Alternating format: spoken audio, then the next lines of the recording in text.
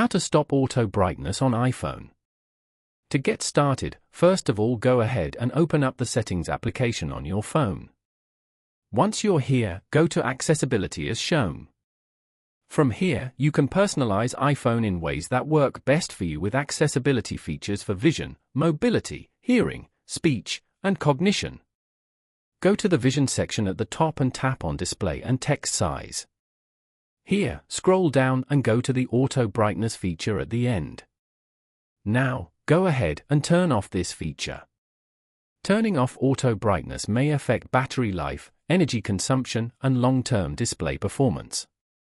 This way, you get more control over your experience with the device and how you use it. Following these steps, you can easily stop auto brightness on iPhone. Thank you for watching.